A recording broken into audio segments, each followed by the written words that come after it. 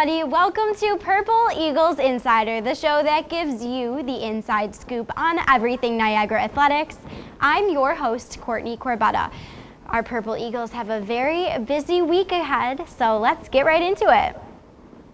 Last week in Purple Eagles action, the women's soccer team got two big wins, defeating St. Peter's 3-1 on Wednesday and Fairfield 1-0 on Saturday.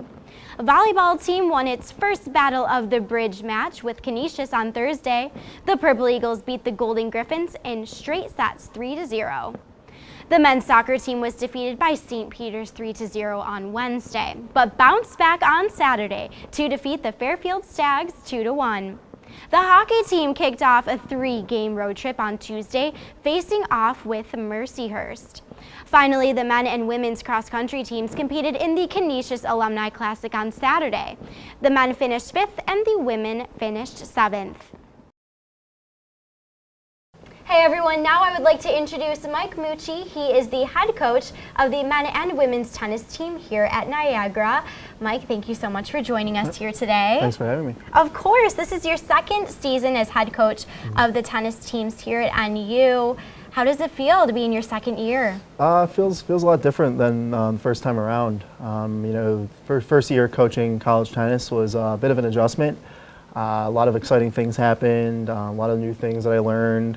It was really a great time in my life, but definitely feel like I have a better handle on things this year and dealing with the teams and being able to communicate what I want done and what they need to do to be successful. I think it's a lot easier this year, kind of knowing what I'm getting myself into from the first day of practice going on. Yeah.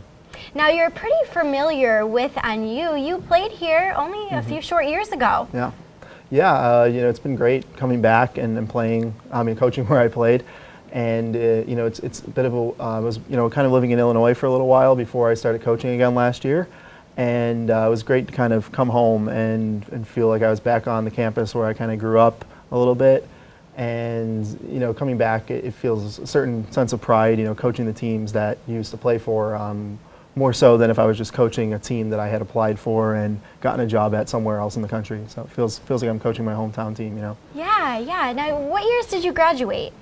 Well, I played here 2010 through 2013, so I was, around for, had a different head coach that was here for about 7 years, and he did a really great job. And 2013 was where we were kind of at our peak, on the men's women's side, really playing some great tennis, and it was around some of the better teams that we've had here, in the program's history. So that kind of gave me a good sense of what it takes to succeed as the coach here, I think. Well, exactly, and now you're head coach, which is very exciting. Spending your college years here at NU, do you think that helps you coach this year's team? Yeah, I think so.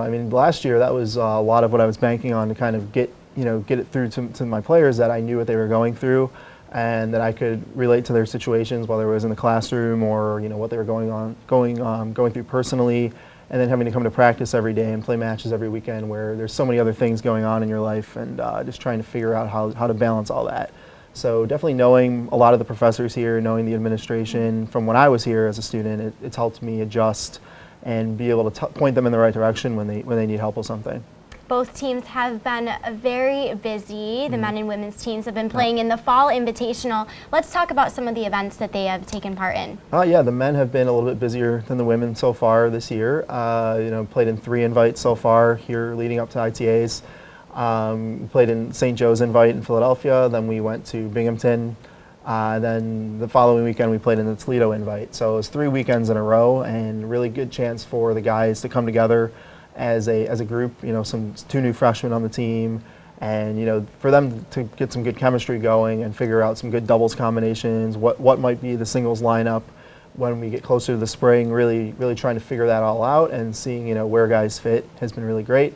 On the women's side, we've been a little bit less active, but we're going to start picking things up here. We have the ITA regionals this week, and then the women finish off with Youngstown State, the invitational there in the beginning of November. So they played in UB a couple weeks ago.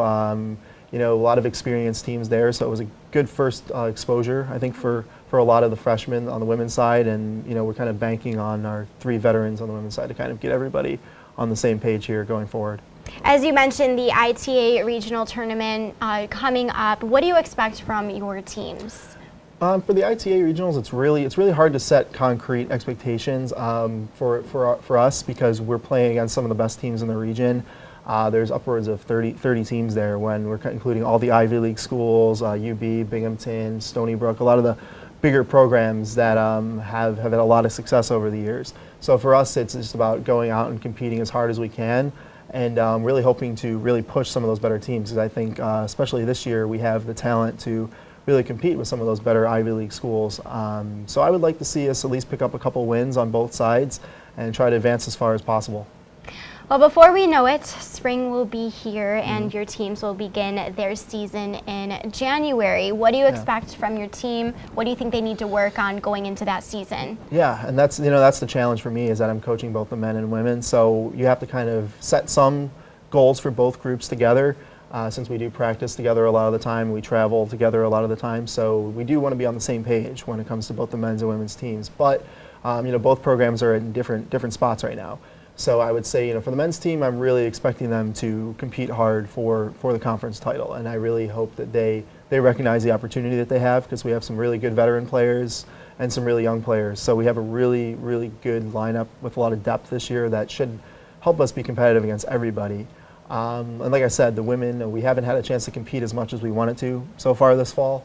So things are coming together, and I'm hoping by the time the spring rolls around, we can be competitive against every team on our schedule. We have a few returners that I'm really confident in, Shannon Wong and Stella Pisakova. They've both been through a lot of big battles last year and gotten through them, and I'm kind of banking on them as our more veteran players to lead the two freshmen and everyone else to kind of get in that winning mindset that we had last year. We had so much success on the women's side.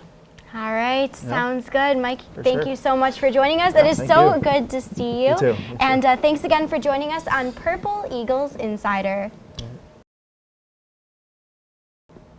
Hey everybody, now I would like to welcome Kori Thorne of the women's soccer team here with us in studio today. How are you doing, Kori? I'm fantastic. How are you? I'm very well, excited to have you. I understand it's your senior year this year, and you spent 5 seasons with the women's soccer team. I did. It was fantastic. Hopefully it's not over just yet. No, exactly, and we'll get into that in a little bit. So this is your 5th season with the women's soccer team, so I'm guessing you are... I'm a grad student. Okay. Yeah. Yes. What are you going to school for? I am currently enrolled for my MBA in healthcare administration. What are your future plans? Oh my gosh. I would love to utilize that degree just to open up my own clinics or my own practice in the future, something to that degree. How exciting. Yeah. So how does it feel to be in your last season as a Purple Eagle? Oh my gosh, sad. Really hard. I've been with this team for 5 years and you form lifelong friendships and it's something that I've done for so long. So it's definitely bittersweet. I'm excited for the future, but I'm also really sad just to kind of move on and let that go. Well, the team celebrated Senior Day this past Saturday, October 15th, and you beat Fairfield, which was Yes, we awesome. did. How did it feel to play one of your last games on Niagara Field? Yeah, it was a really exciting day. So many of my family members were there. A lot of my professors were there and came out and support, a lot of friends. So for me, it was just really exciting. I was looking forward to it for days and days. Our underclassmen decorated our field incredibly, so it was just beautiful. And there was just such great vibes. Like our whole team was really excited to just be out there and play and celebrate such a great day. And then we won, and it was just like the cherry on top. So it was great. Yeah, I mean, to win on such a special day, what a memory to make. Absolutely, yeah. We beat Fairfield 2 years ago on Senior Day. So we're going to do it again. We're going to beat them again, and we're going to just have a great night, and we did. So. What have you learned being on the team for 5 seasons? That's quite a long time. Yeah, it definitely is. I definitely have learned a ton. Our team is probably one of the most diverse on campus. We have girls from all over the world, people from different backgrounds, different languages, just everything can be so different, especially when they're coming to school here. I think I've definitely learned how to interact with women from all over and being able to relate and see our similarities and our differences. And make lifelong friendships, Exactly, I'm sure. exactly. Definitely have with a lot of our teammates. So. You have 2 games left in the regular season. Are you excited about it? Nervous about it? How do you feel? Oh, I'm so excited. I can't wait. We're going to win these next 2 games, and we're going to clinch a spot in playoffs. And I'm so excited. I'm ready to just go out there and just fight for our wins with our team. Who are you playing? We're playing Iona and Marist.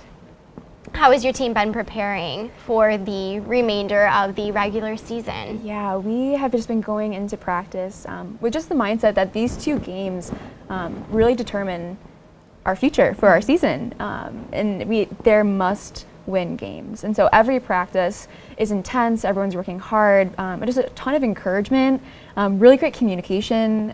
We have such a young team in so many ways, and so being able to pair some of our young talent with a lot of our older, experienced girls has been really incredible. What does your team need to do in order to be successful? Yeah. Well, I think we're finally getting to a point in our season where we're really starting to trust each other. Having some rookies step into some really crucial positions on our team, definitely threw a curveball at us at first, but they have just stepped up, filled those roles really well, and taking direction from older girls on our team has been great too. And so there's going to be a lot of just trust going into these games, knowing that they're ready, that we're ready as a team, that there's a lot of communication, a lot of encouragement, and I think with that, like, those teams don't stand a chance.